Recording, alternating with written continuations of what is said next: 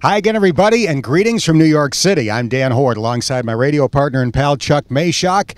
In case you haven't figured it out, we are in the back of a New York City taxi as we get set for the Big East Tournament, Cincinnati against Providence, in the opening game on Wednesday at noon. Partner, these two teams got to New York City in very different ways. Cincinnati, of course, got off to the tremendous start, struggled a bit down the stretch. Providence at one point this season was 10-11 overall, 2-7 in the Big East. They had losses to Brown and Penn State, among others. They've been one of the best teams in the league ever since, including a 4-point win over Cincinnati back in Providence. What happened in that first game that cost the Bearcats the game? Well, when you look at it again, we were low scoring in the first half. I believe it was like 26-22. I know it was a 4-point halftime lead that they had. We played from behind at Providence. They outscored us because, very simply, they outshot us. Our big trouble there. It's a good basketball club. They want to shoot it quick. Understand they got the league's leading scorer and the league's leading assist man for 2 years. They know how to run offense. Their defense has always been suspect, which means we've got to shoot the basketball.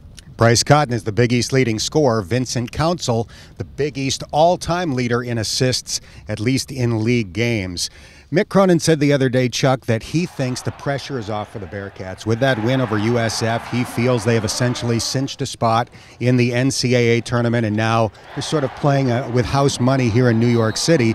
They've won 5 games here in New York over the last 3 years in the Big East tournament. Do you buy that notion that the pressure is off? Well, I think to a degree it certainly is. I'm not going to argue that. But this is a new tournament. It starts from scratch for DePaul and for Georgetown. We're in the middle of that group. Those are two teams on the top and the bottom. They think they can win a game or two. DePaul, certainly Georgetown thinks they can win it all. I hope our kids say, let's duplicate last year's effort and at least get to the finals, see if we can't win one there. All right, it's a rainy day in New York. We're in the back of a taxi. What do you think? Statue of Liberty, Rockefeller Center? What do you feel like doing? Let's go get a good pizza.